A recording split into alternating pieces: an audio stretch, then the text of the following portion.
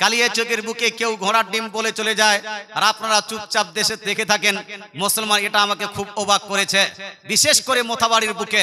ইনশাআল্লাহ বিস্তারিত আলোচনা হবে, তবে আলোচনা করার আগে আসুন আমরা সবাই মিলে দয়ার নবীর প্রতি দরুদ শরীফ অবশ্যই পাঠ করি, কারণ নবীজি ইরশাদ করেছেন, হাদিসটি লিপিবদ্ধ আছে সুনান ইবনে মাজার মধ্যে, মান নাসিয়া সালাত আলাইয়া খাতিয়া তারিকাল জান্নাহ। যার একটা অর্থ হলো এই, নবী বলছেন যদি জান্নাতের রাস্তায় থাকতে হয় তাহলে সর্বদা আমার প্রতি দরুদ পাঠ করতেই থাকো। জোরে বলেন সুবহানাল্লাহ। অর্থাৎ কেউ যদি জান্নাতের পাটরিতে থাকতে চায়, জান্নাতের রেলওয়ে লাইনে থাকতে চায়, তাহলে নবীজির প্রতি দরুদ পড়তেই থাকতে হবে। দরুদ ভুলে গেলে চলবে? চলবে?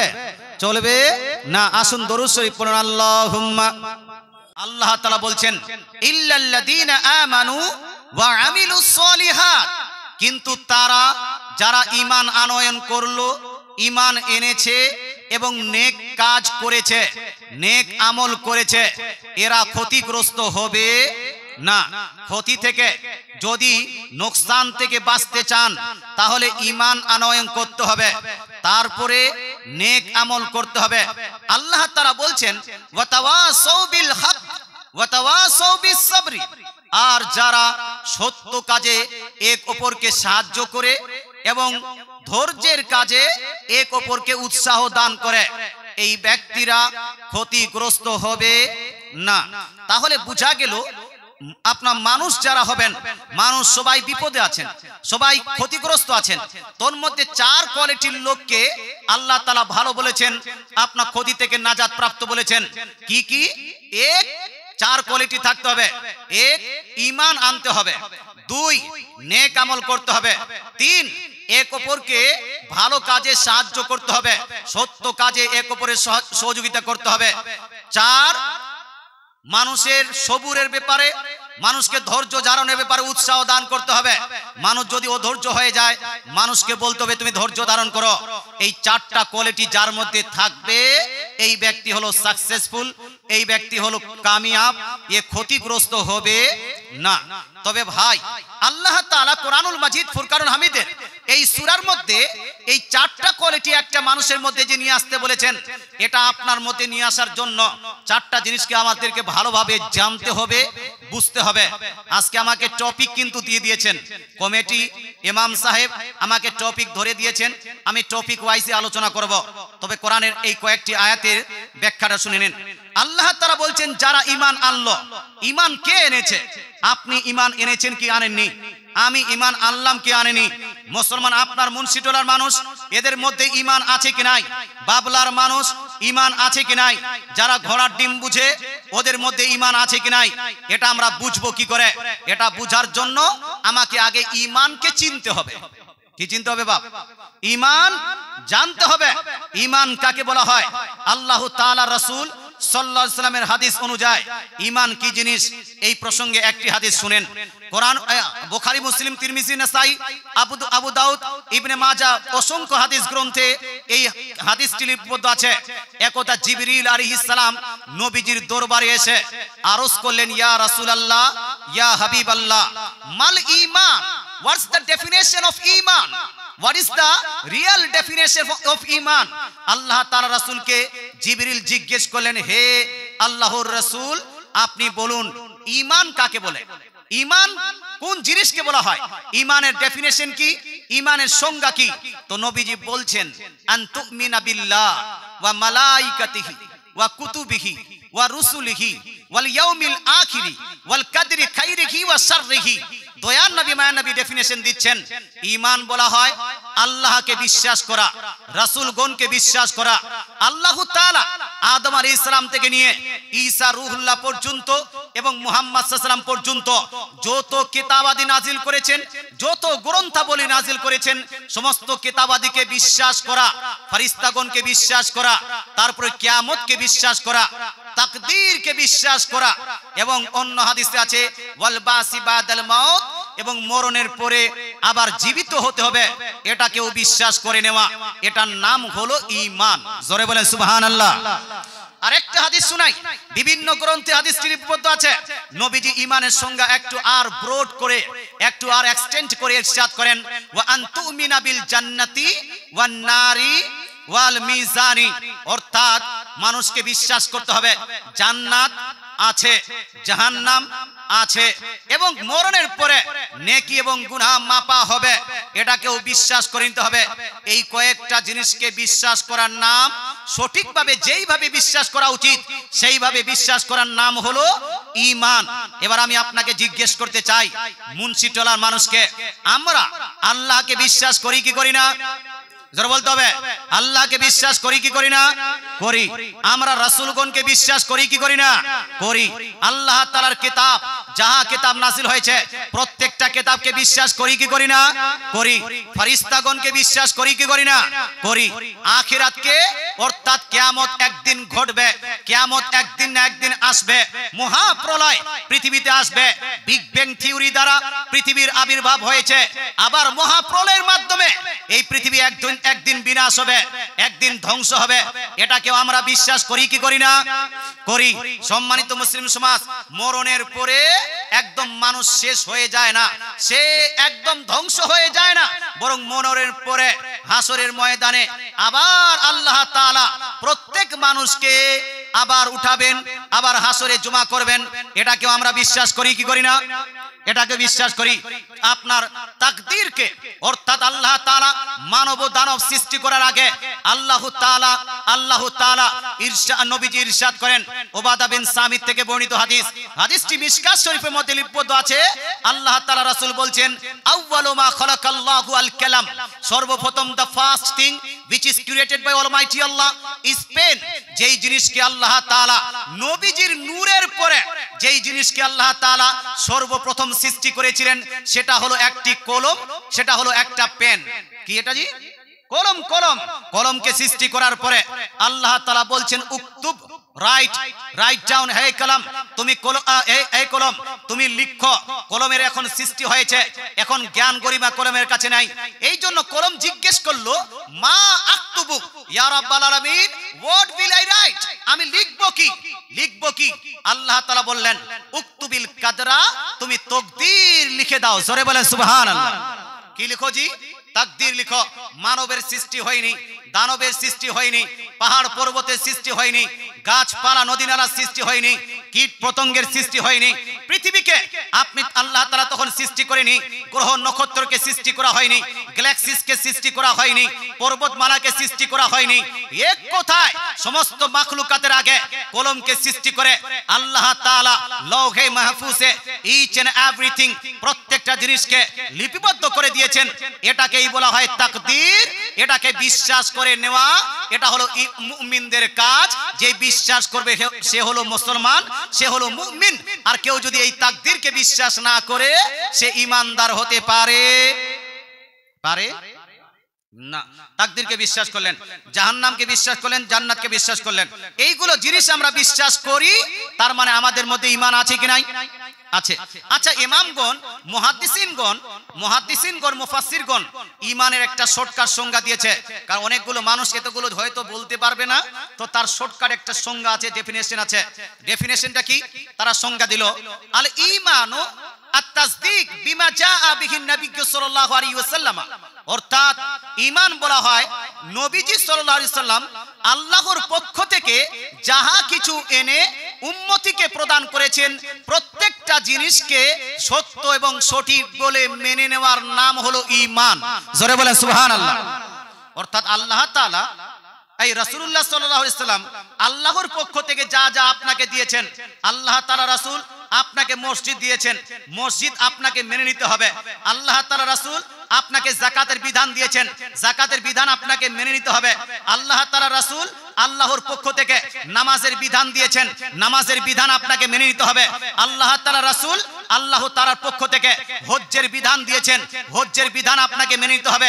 কোন ব্যক্তি যদি বলে, না না আমি হজ মানি না, আমি যাকাত মানি না, আমি উসুর মানি না, আমি এই মসজিদকে শ্রদ্ধা করব না, যেই ব্যক্তি আল্লাহ তাআলা রাসূলের দেওয়া হাদিসগুলোর মধ্যে আল্লাহ তাআলা রাসূলের দেওয়া বিধানগুলোর মধ্যে একটা বিধানকে কেউ যদি অস্বীকার করে, কেউ যদি তাচ্ছিল্য করে, কেউ যদি ক্রিটিসাইজ করে, কেউ যদি ব্যঙ্গ করে, সেই ব্যক্তি মুসলমান থাকতে পারে?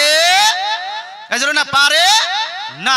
মুসলমান এটাই যদি হয় তাহলে শুনেন, আল্লাহ তাআলা রাসূল বিধান দিয়েছেন বুখারী শরীফের মধ্যে জিল নাম্বার 2 এর মধ্যে চ্যাপ্টার নেম বাবুত তাওয়াজু এর মধ্যে এই হাদিসের মধ্যে লিপিবদ্ধ আছে, ক্বালা রাসূলুল্লাহ সাল্লাল্লাহু তাআলা আলাইহি ওয়াসাল্লাম ক্বালা আল্লাহু তাবারাকা ওয়া তাআলা, আল্লাহ তাআলা রাসূল বলছেন, আল্লাহ তাআলা ইরশাদ করেছেন, মান আদালি ওয়ালিয়ান ফাকাদ আযানতুহু বিল হারব।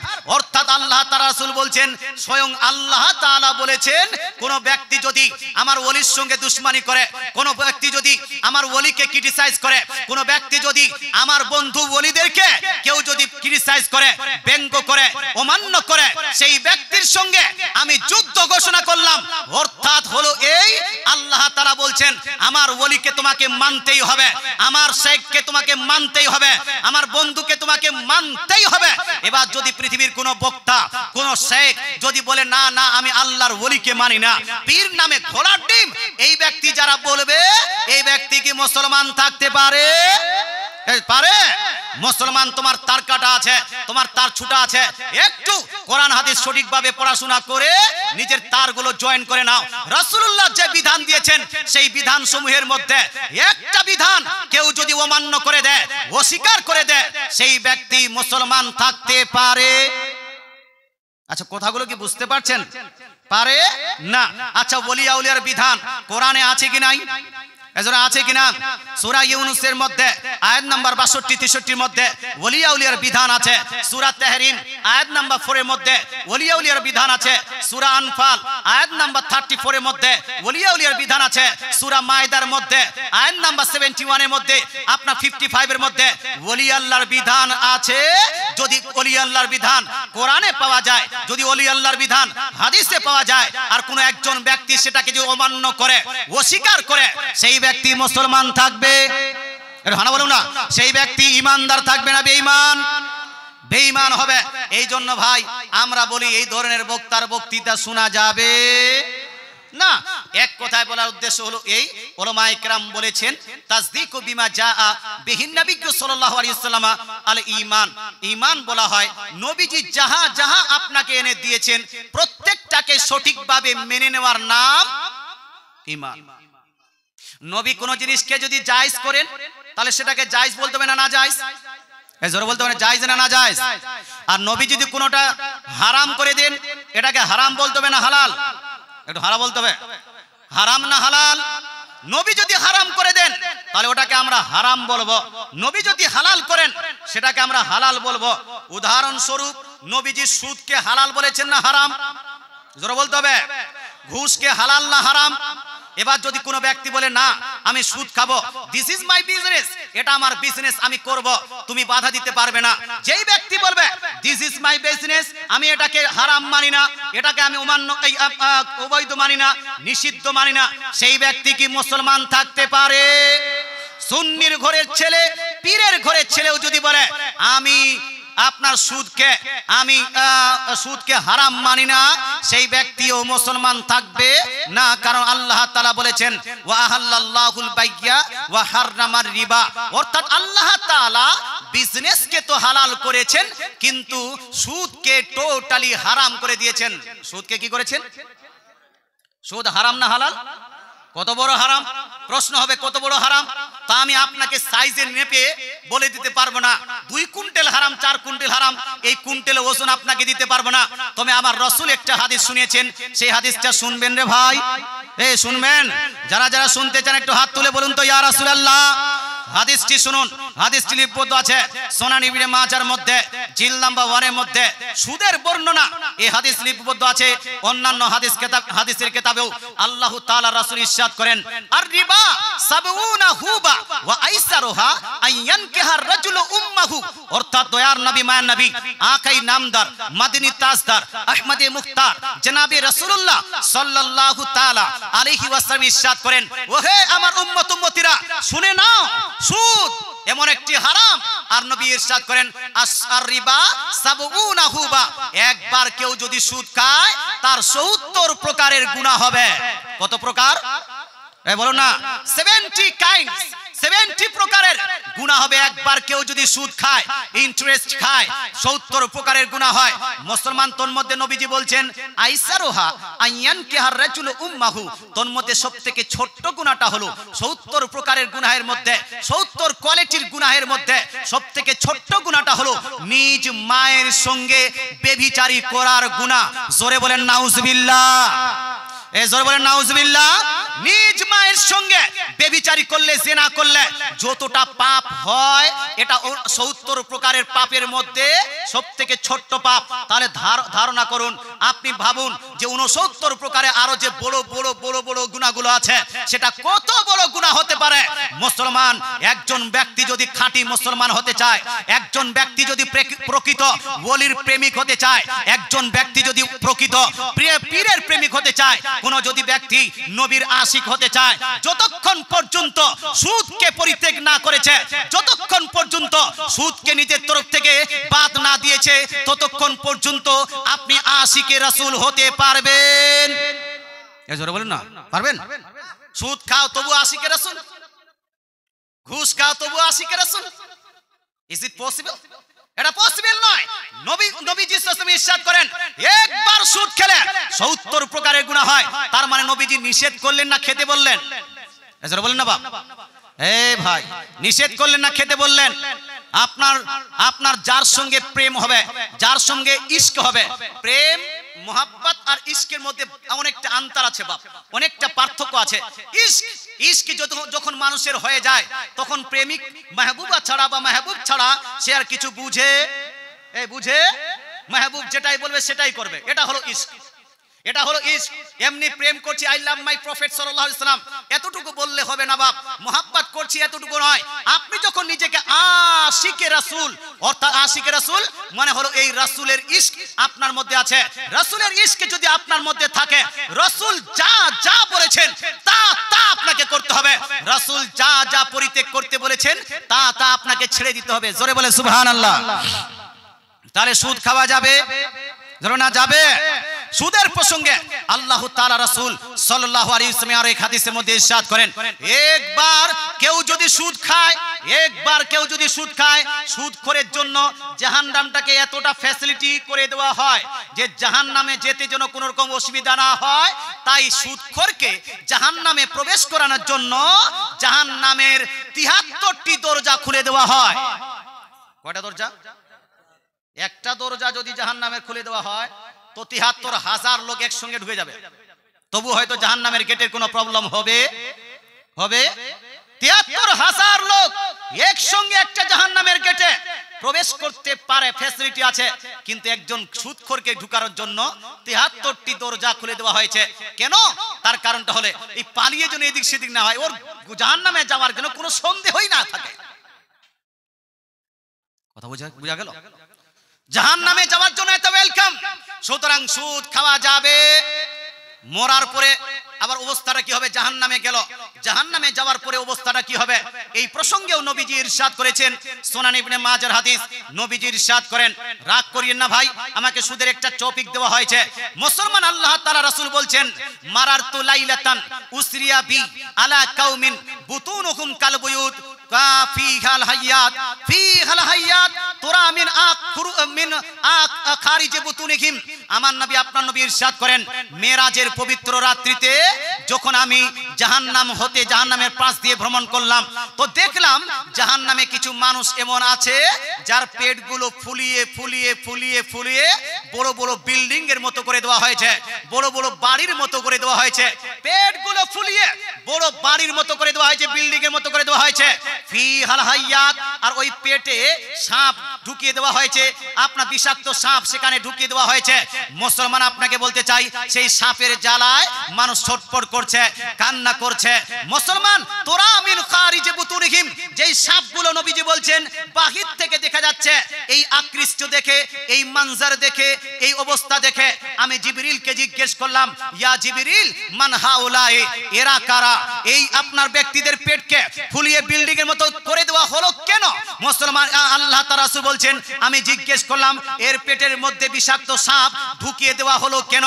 তো জিবরিল আলাইহিস সালাম বলছেন, ইয়া রাসূলুল্লাহ হাউলাই আকিলাতুর রিবা, ইয়া রাসূল এরা হলো সেই ব্যক্তি যারা পৃথিবীতে মানুষের কাছে সুদ খেত। জোরে বলেন না নাউজুবিল্লাহ।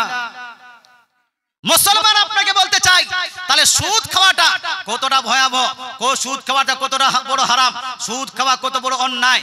মুসলমান ইসলাম শরীয়তে সুদ টোটালি হারাম, হারাম, হারাম। মুসলমান মানুষের সঙ্গে সুদের কোনো সম্পর্ক থাকতে পারে? এজন্য বল না, পারে না। যারা যারা বলছেন না না আমাদের সঙ্গে সুদের কোনো সম্পর্ক নাই, তারা একটু হাত তুলে বলুন ইয়া রাসূলুল্লাহ। রাসূলুল্লাহ যা বলেছেন তা আমল করে নেওয়া, এটাই হলো ইশকে মুস্তাফা, এটাই হলো নবীজির মুহাব্বত, এটাই হলো নবীজির প্রেম, এটাই হলো নবীজির ভালোবাসা। নবীজি সাল্লাল্লাহু আলাইহি ওয়াসাল্লাম ইরশাদ করেছেন, শুধু সুদখোর নয়, কাল কিয়ামতের মাঠে কাকে কাকে জাহান্নামে নিক্ষেপ করা হবে। রাসূলুল্লাহর সাহাবী আব্দুল্লাহ বিন মাসউদ রাদিয়াল্লাহু তাআলা আনহু বলছেন, সুনান ইবনে মাজার হাদিস, লাআনা রাসূলুল্লাহ সাল্লাল্লাহু তাআলা আলাইহি ওয়াসাল্লাম আকিলার রিবা ওয়া মুকিলাহু ওয়া শাহিদাইহি ওয়া কাতিবাহু। নবীজি সাল্লাল্লাহু আলাইহি ওয়াসাল্লাম সুদ যারা খায় তাদের উপরও লানত করেছেন, সুদ যারা দেয় তাদের উপরও লানত বর্ষণ করেছেন, সুদের যারা কাগজ লিখে তার উপরও লানত বর্ষণ করেছেন, সুদের জন্য যারা দালালগিরি করে তাদের উপরও যেন লানত বর্ষণ করেছেন, সুদের জন্য যারা সাক্ষী থাকে তাদের উপরও যেন লানত বর্ষণ করেছেন, সুদের জন্য যারা চাকরি করে এদের উপরও লানত বর্ষণ করেছেন। এই সম্পূর্ণ মানুষেরা জাহান্নামে যাবে, একসঙ্গে তাদের সবারই হুকুম এক, সবাইকে জাহান্নামে নিক্ষেপ করা হবে। সুতরাং শুধু সুদ খাওয়া নয়, সুদের দালালি করা যাবে।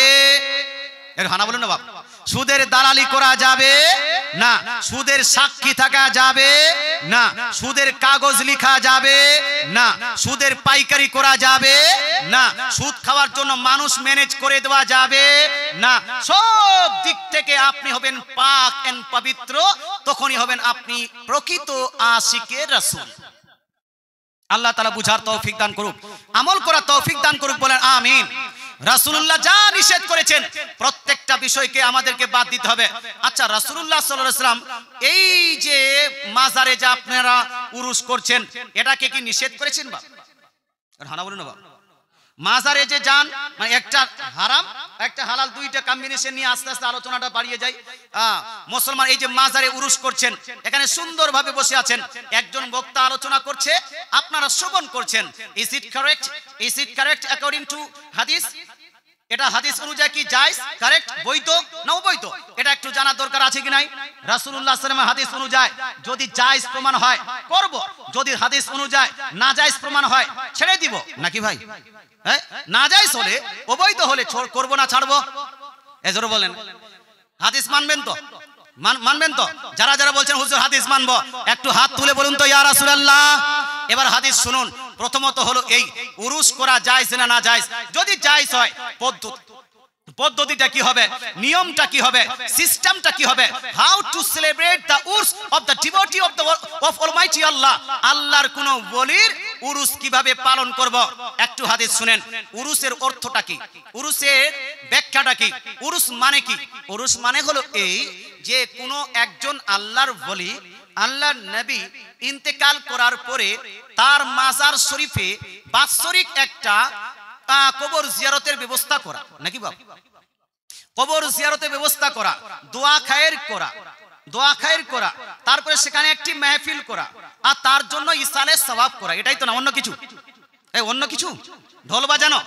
হানা বলেন বাবা, ঢোল বাজানো না, ঢোল বাজানো তো না, ডান্সিং করা না, এটা তো আমরা সাপোর্ট করি না। তো কি নাচ গান করা? নো, নাচ গানও তো নয়।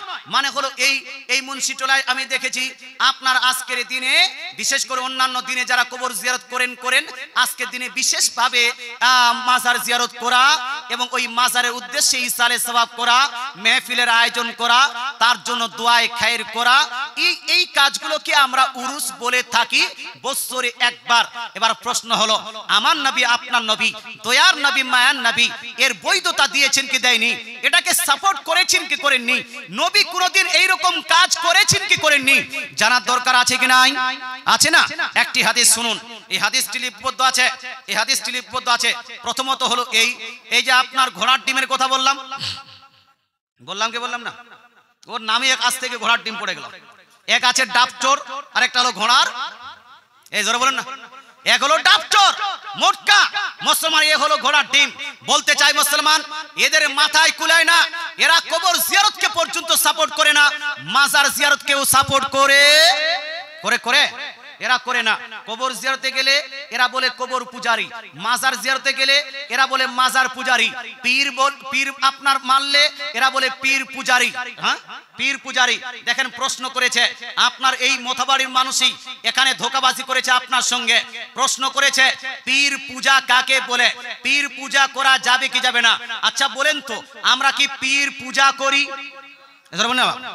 পীর পূজা করি না পীরকে শ্রদ্ধা করি? কোনটা জোরে বলতে হবে? পীর পূজা করি না পীর শ্রদ্ধা? পীরকে পূজা করি না পীরের সম্মান? পীর পূজা করি না পীরের কথা মানি? মুসলমান আপনাকে বলতে চাই, তার মানে ধোঁকা দিয়েছে আপনার এলাকার লোকেই। মুসলমান আপনাকে বলতে চাই, এই পীর যারা মান্য করেন তাকে পীর পূজারি বলছে মুসলমান। আচ্ছা বলেন তো, কবর পূজা, মাজার পূজা, পীর পূজা এগুলা কি জায়েজ না না জায়েজ? পূজাটা কি? পূজাটা কি জায়েজ না না জায়েজ? শুধু না জায়েজ না, শিরক। আমাদের মুসলমানদের কলেমা কি? জোরে বলতে হবে, কলেমা কি? লা ইলাহা ইল্লাল্লাহ। শুধু লা ইলাহা ইল্লাল্লাহ না, আগে কিছু আছে? লা ইলাহা ইল্লাল্লাহ মুহাম্মাদুর রাসূলুল্লাহ। কিন্তু ভাই এখন একটু মিংলিং আলোচনা করা যাক। বাংলাদেশের এক বক্তা আকরামুজ্জামা বলছে, ইউটিউবে আছে, আকরামুজ্জামা বলছে লা ইলাহা ইল্লাল্লাহ শুধু মুসলমানদের কলেমা, মুহাম্মাদুর রাসূলুল্লাহ মুসলমানদের কলেমা নয়। লা ইলাহা ইল্লাল্লাহর সঙ্গে যদি মুহাম্মাদুর রাসূলুল্লাহ মিশ্রিত করে দেওয়া হয়, একসঙ্গে করে দেওয়া হয়, আপনার মিংলিং করে দেওয়া হয়, জয়েন করে দেওয়া হয়, কম্বিনেশন করে দেওয়া হয়, তাহলে এটা হয়ে যাবে শিরক। বলেন নাউজুবিল্লাহ। অর্থাৎ এরা লা ইলাহা ইল্লাল্লাহ বলতে চায়, মুহাম্মাদুর রাসূলুল্লাহ বলতে চায় না। তবে আমরা বলি, কেউ যদি লা ইলাহা ইল্লাল্লাহ সারা জীবন পড়ে যায়, সে মুসলমান থাকতে পারে না, মুসলমান হতে পারে না, যতক্ষণ পর্যন্ত না মুহাম্মাদুর রাসূলুল্লাহকে জয়েন করেছে। মুসলমান যতক্ষণ পর্যন্ত না মুহাম্মাদুর রাসূলুল্লাহকে আল্লাহ তাআলা লা ইলাহা ইল্লাল্লাহর সঙ্গে মিশ্রিত করেছে, ততক্ষণ পর্যন্ত সে মুসলমান হতে পারে না। আকরামুজ্জামার কথা শুনলেন। এবার বাংলাদেশের আরেক শেখ, এই শেখের নাম হলো আব্দুর রাজ্জাক বিন ইউসুফ। কি নাম? কি নাম? আব্দুর রাজ্জাক বিন ইউসুফ। এই আব্দুর রাজ্জাক বিন ইউসুফ বলছে, আমি গালি দিচ্ছি না, তারা গালি দেয়, আমরা সুন্নিরা গালি দিই না, স্টেজ থেকে গালি দেওয়া আমরা পছন্দই করি না। আব্দুর রাজ্জাক বিন ইউসুফ বলছে 6 মাস যাবত মেহনত করে, খুঁজাখুঁজি করে আমি লা ইলাহা ইল্লাল্লাহ মুহাম্মাদুর রাসূলুল্লাহ খুঁজেই পেলাম না। কি বলছে? 6 মাস খুঁজাখুঁজি করেছি, লা ইলাহা ইল্লাল্লাহ মুহাম্মাদুর রাসূলুল্লাহ খুঁজে পেলাম না। বলুন তো ভাই, আচ্ছা এ বলছে আমি 6 মাস খুঁজাখুঁজি করার পরে লা ইলাহা ইল্লাল্লাহ মুহাম্মাদুর রাসূলুল্লাহ পেলাম না, তো এ কি লা ইলাহা ইল্লাল্লাহকে সমর্থন করলো না অস্বীকার করলো? কোনটা? জোরে বলেন না বাপ। অস্বীকার করলো। 6 মাস যাবত খুঁজে আমি লা ইলাহা ইল্লাল্লাহ মুহাম্মাদুর রাসূলুল্লাহ বের করতে পারি না, আছে কোথায়? আমি খুঁজে আমি আরেকবার শুনেন। 6 মাস যাবত খুঁজে আমি লা ইলাহা ইল্লাল্লাহ মুহাম্মাদুর রাসূলুল্লাহ বের করতে পারি না, আছে কোথায়? হাদিস শেষ পর্যন্ত হয়রান হয়ে গেলাম, রাত দিনের বলা হাদিস সেটাই খুঁজে পাই না। লা ইলাহা ইল্লাল্লাহ, কথা বুঝতে পারছেন না? 6 মাস যাবত খুঁজাখুঁজি করার পরে লা ইলাহা ইল্লাল্লাহ মুহাম্মাদুর রাসূলুল্লাহ খুঁজেই পেলেন না। তারপরে যেন হয়রান হয়ে গেলাম, পরেশান হয়ে গেলাম, রাত দিনের বলা হাদিস খুঁজে পাচ্ছি না। তার মানে কি বলছে? লা ইলাহা ইল্লাল্লাহ মুহাম্মাদুর রাসূলুল্লাহ চলবে না, চলবে না। এদের ইশারা কোন দিকে? এই নিষেধের দিকে না চালু করার দিকে? নিষেধের দিকে। মুসলমান আপনাকে বলতে চাই, কেউ টোটালি নিষেধ করছে আর এ বলছে লা ইলাহা ইল্লাল্লাহ তো আছে, মুহাম্মদ রাসূলুল্লাহ একসঙ্গে পাওয়া যাচ্ছে না। কিন্তু ভাই আপনাকে বলতে চাই, আমাদের কোলেমা, মুসলমানদের কোলেমা, সুন্নিদের কোলেমা, পীরপন্থীদের কোলেমা, মাজারপন্থীদের কোলেমা, হানাফিদের কোলেমা, আহলে সুন্নাতুল জামাতের কোলেমা হলো লা ইলাহা ইল্লাল্লাহ মুহাম্মাদুর রাসূলুল্লাহ। মুসলমান এটাকে আমরা খুঁজে পেয়েছি কি পাইনি? আমাদের 6 মাস লাগেনি। এ ভাই কেউ যদি 6 মাস কেন 6 বছর ধরে খুঁজাখুঁজি করে, কোরআন হাদিস বাদ দিয়ে যদি খুঁজাখুঁজি করে, পাবে? পাবে? বাল্যবাটে খুঁজলে পাবে? বায়োলজির কিতাবে খুঁজলে পাবে? কেমিস্ট্রির কিতাবে, কেমিস্ট্রির পুস্তকে খুঁজলে কি পাবে? পাবে না। মুসলমান যদি ফিজিক্সের কিতাবে কেউ খুঁজতে চায় লা ইলাহা ইল্লাল্লাহ মুহাম্মাদুর রাসূলুল্লাহ, পাবে না। যদি লা ইলাহা ইল্লাল্লাহ মুহাম্মাদুর রাসূলুল্লাহ খুঁজতে হয় তাহলে কোরআন এবং হাদিসে খুঁজতে হবে। জোরে বলেন সুবহানাল্লাহ। আচ্ছা আমরা তো একটু খুঁজি, তো 5-10 মিনিটে খুঁজে পাচ্ছি কি পাচ্ছি না? তো আসুন, বিশ্বের মধ্যে সর্বশ্রেষ্ঠ হাদিসের কিতাব, সবথেকে গ্রহণযোগ্য হাদিসের কিতাব, কিতাবের নাম হলো বুখারী শরীফ। জোরে বলেন সুবহানাল্লাহ, জোরে সুবহানাল্লাহ। বুখারী শরীফের মধ্যে জিল নাম্বার 1, বেশি খোলার দরকার নাই, 2-1 পৃষ্ঠা খুলবেন, তারপরে হাদিস নাম্বার আসছে 8 নাম্বার হাদিস। 8 নাম্বার হাদিস ইন্টারন্যাশনাল রেফারেন্স অনুযায়ী আল্লাহ তাআলা রাসূল ইরশাদ করেছেন 8 নাম্বার হাদিসে, বুনিয়াল ইসলামু আলা খামস, Islam is depending on 5 strong pillar. নবী বলছেন ইসলাম নির্ভর করে, ইসলাম নির্ভর করে 5টি স্তম্ভের উপর। কয়টি স্তম্ভ ভাই? 5টি খুঁটির উপর। ইসলামের 5টি খুঁটি আছে। এর মধ্যে প্রথমটা নবী বলছেন শাহাদাতি আল্লাহ ইলাহা ইল্লাল্লাহ ওয়া আন্না মুহাম্মাদান রাসূলুল্লাহ। দয়ার নবী, মায়ের নবী বলছেন ইসলামের প্রথম খুঁটি, ইসলামের সবথেকে বড় খুঁটি, ইসলামের সবথেকে মজবুত খুঁটি হলো লা ইলাহা ইল্লাল্লাহ মুহাম্মাদুর রাসূলুল্লাহর সাক্ষী দেওয়া। জোরে বলেন সুবহানাল্লাহ। আচ্ছা আস্তে বলবেন না জোরে বলবেন? বুখারী শরীফ সর্বশ্রেষ্ঠ হাদিসের কিতাব। এই কিতাবের মধ্যে নবীজি স্পষ্ট ভাষায় শুধু লা ইলাহা ইল্লাল্লাহ বলেননি, বরং লা ইলাহা ইল্লাল্লাহর সঙ্গে নবী বলছেন মুহাম্মাদুর রাসূলুল্লাহ। এই দুইটারই কম্বিনেশনের মধ্যে যেই কলেমাটি তৈরি হয়েছে লা ইলাহা ইল্লাল্লাহ মুহাম্মাদুর রাসূলুল্লাহ, এটা হলো ইসলামের খুঁটি। বলুন তো, ইসলামের খুঁটিকে যদি ধ্বংস করে দেওয়া হয় তাহলে ইসলাম কি টিকবে? খুঁটি নষ্ট করে দিলে ইসলাম টিকবে? টিকবে না। যদি এই শামিয়ানার খুঁটি ভেঙে দেওয়া হয় তাহলে শামিয়ানা টিকবে না। তদ্রূপ ইসলামের খুঁটি যদি নষ্ট করে দেওয়া হয় তাহলে ইসলামও টিকবে না।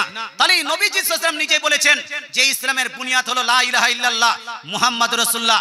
বুখারীতে পেলাম 2 নম্বর হাদিসের কিতাব, সর্বশ্রেষ্ঠ হাদিসের কিতাব বুখারীর পরে পরে যার স্থান সহিহ মুসলিম শরীফ। কোন কিতাব? সহিহ মুসলিম শরীফ, জিল নাম্বার 1, হাদিস নাম্বার 133 এর চ্যাপ্টার, 133 এর চ্যাপ্টার বেঁধেছেন ইমাম মুসলিম রাদিয়াল্লাহু তাআলা আনহু। আপনার চ্যাপ্টার বাঁচছেন বাবুল আমরি বিকিতালিন নাস হাত্তা ইয়াকুলু লা ইলাহা ইল্লাল্লাহু মুহাম্মাদুর রাসূলুল্লাহ। জোরে বলেন সুবহানাল্লাহ।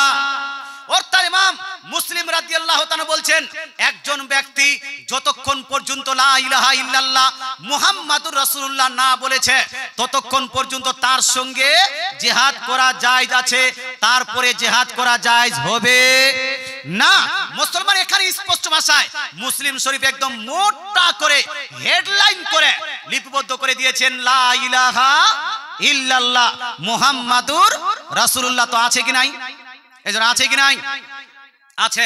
3 নাম্বার সহিহ মুসলিম শরীফের ব্যাখ্যা গ্রন্থ ইমাম নববী রাহমাতুল্লাহ আলাইহি যেই কিতাবটি লিপিবদ্ধ করেছেন শারহে মুসলিম, শারহুন নববী আলা মুসলিম, শারহুন নববী আলা মুসলিমের মধ্যে তিনি ইরশাদ করেছেন কালিমাতুত তাওহীদ, কালিমাতুত তাওহীদ হিয়া লা ইলাহা ইল্লাল্লাহ মুহাম্মাদুর রাসূলুল্লাহ।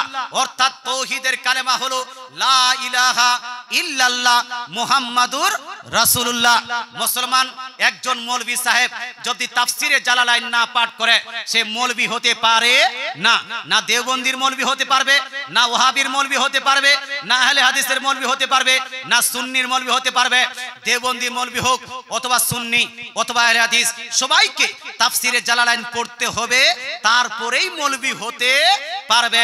তাফসিরে জালালাইনের মধ্যে ইমাম জালালউদ্দিন সুয়ুতী 2 লাখ হাদিসের হাফিজ, তিনি বলছেন কালিমাতুত তাকওয়া ওয়া হিয়া লা ইলাহা ইল্লাল্লাহু মুহাম্মাদুর রাসূলুল্লাহ, অর্থাৎ তিনি বলছেন তাকওয়ার কলেমা, পরহেজগারির কলেমা।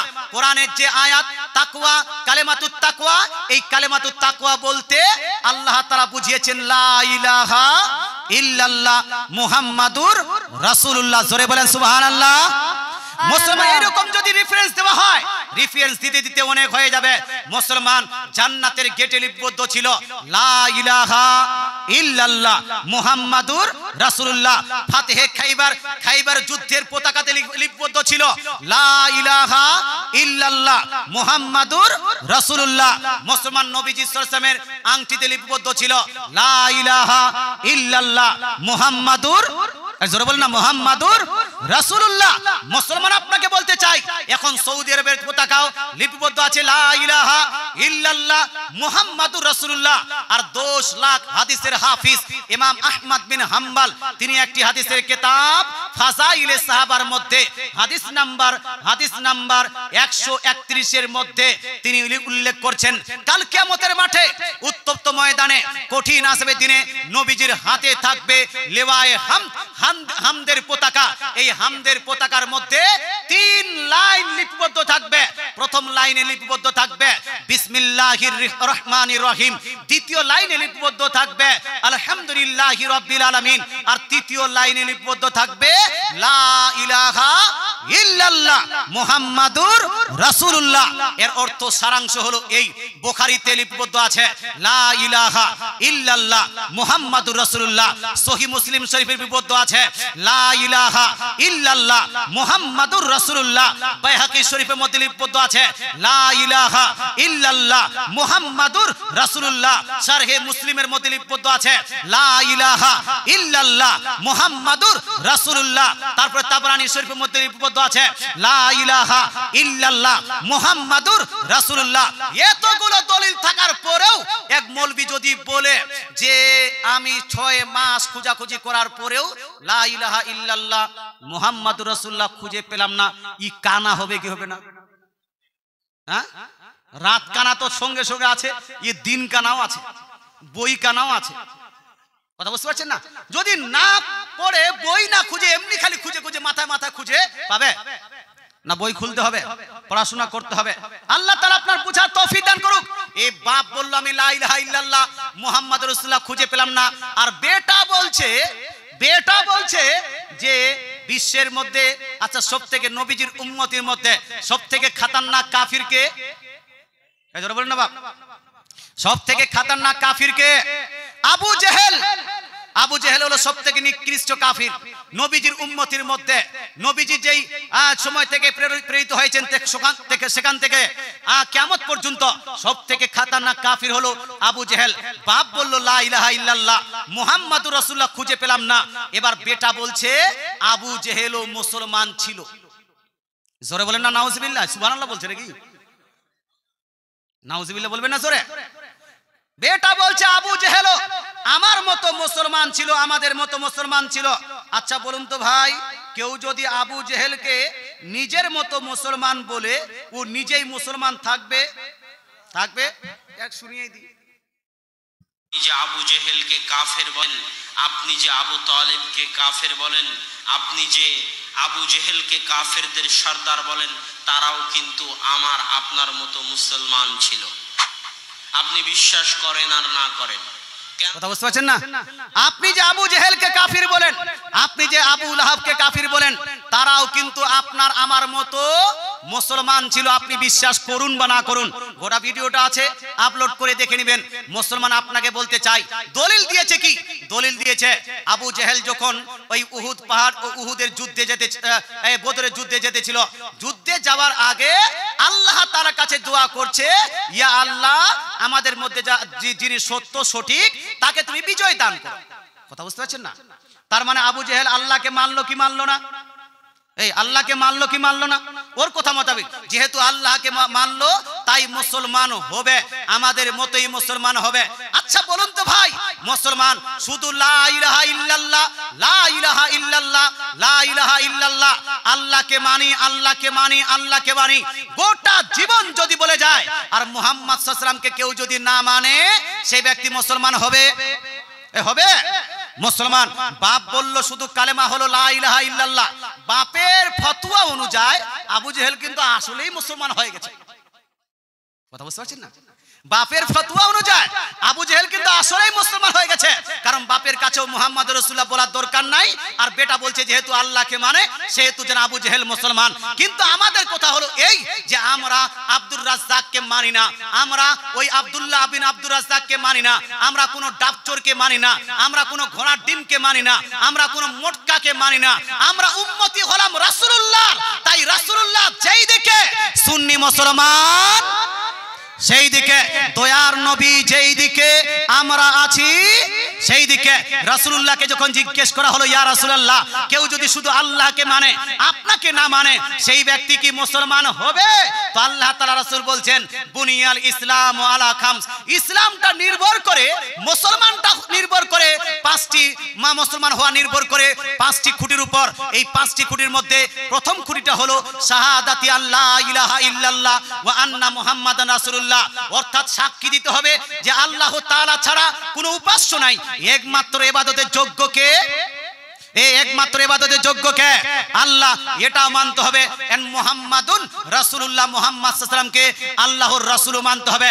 শুধু আল্লাহ আল্লাহ বললে মুসলমান হওয়া যাবে না, তৎসঙ্গে মুহাম্মাদুন রাসূলুল্লাহ বলতে হবে। তার মানে হলো এই, রাসূলুল্লাহ বলছেন লা ইলাহা ইল্লাল্লাহ, লা ইলাহা ইল্লাল্লাহ বললে যথেষ্ট নয়, লা ইলাহা ইল্লাল্লাহর সঙ্গে মুহাম্মদ রাসূলুল্লাহ পাঠ করতে হবে না? হবে না? হবে না? হবে না?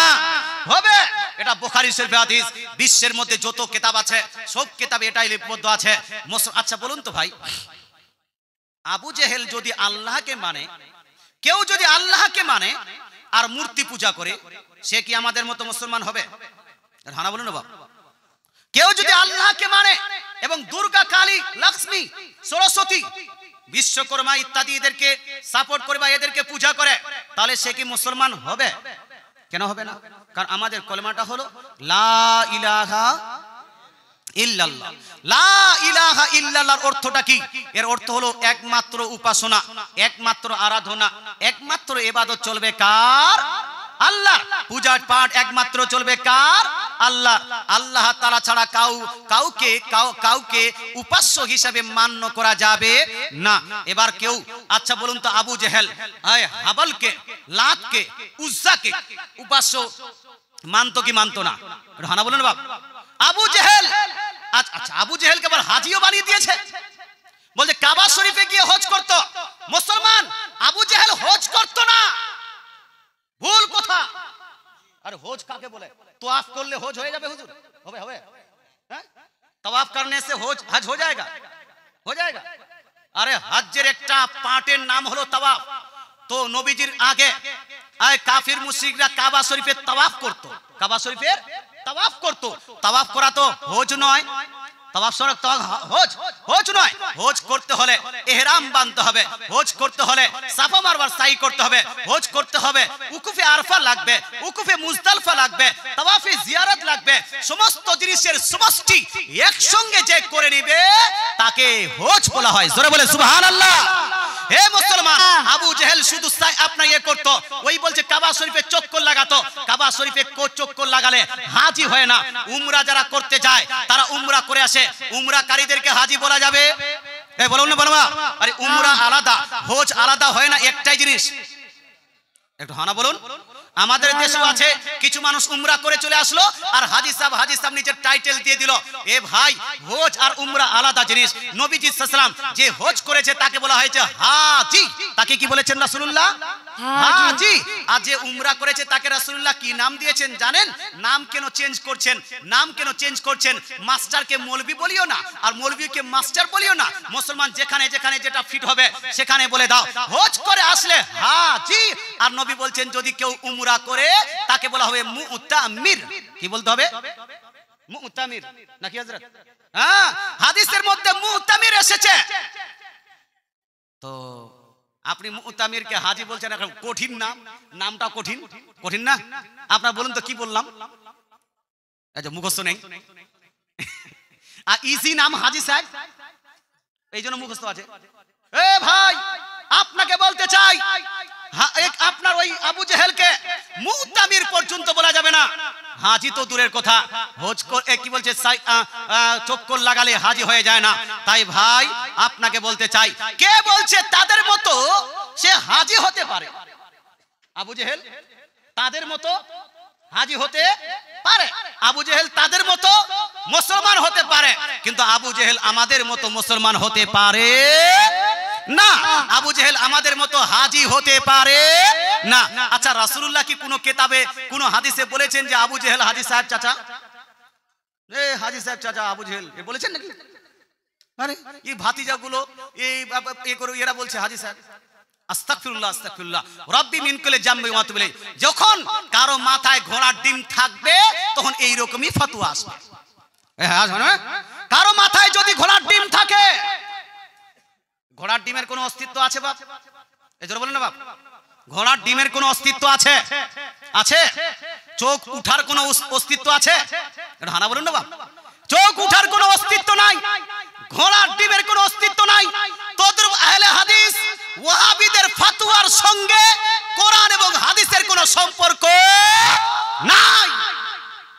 যেই রকম ঘোড়ার ডিমের কোনো অস্তিত্ব নাই, যেই রকম আপনার চোখ উঠার কোনো অস্তিত্ব নাই, তদ্রূপ মমতাজ বেগম, মমতাজুল ইসলাম আর এই ব্যক্তির ফতোয়ার সঙ্গে ইসলামের কোনো সম্পর্ক থাকতে পারে না। কোরআন এবং হাদিসের কোনো সম্পর্ক থাকতে পারে না। খবরদার, হুঁশিয়ার। বলতে চাই মুসলমান, এইটা কালিয়ে চক। এখানে পীর পন্থীরা বেশি বাস করে কি করে না? এই করে কি করে না? মুসলমান মরার পরে যারা পীরের বিপক্ষে যায়, সঠিক পীরের বিপক্ষে যায়, যারা আল্লাহর ওলির বিপক্ষে যায়, তাদেরকে আল্লাহ তাআলা জাহান্নামে নিক্ষেপ করবেন। করবেন কি করবেন না? করবেন। হে মুসলমান, আপনাকে বলতে চাই, এরা পীর পীর পীর পীর পীরদেরকে বাদ দিতে দিতে দিতে আবু জেহেলকে হাজী সাহেব বানিয়ে দিয়েছে। আবু জেহেলকে মুসলমান বানিয়ে হাজী সাহেব বানিয়ে দিয়েছে। কোন দিন যে বলবে শেখ আবু জেহেল, শেখ আবু জেহেল বলে দিবে। মুসলমান, আল্লাহ তাআলা আমাদেরকে বুঝার তৌফিক দান করুক, আমল করার তৌফিক দান করুক। বলেন আমিন, জোরে বলেন আমিন। একবার দরুদ শরীফ পড়ি। আল্লাহুম্মা আলা সাইয়্যিদিনা মাওলানা মুহাম্মদ ওয়ালা আলি সাইয়্যিদিনা মাওলানা মুহাম্মদ সল্লু আলা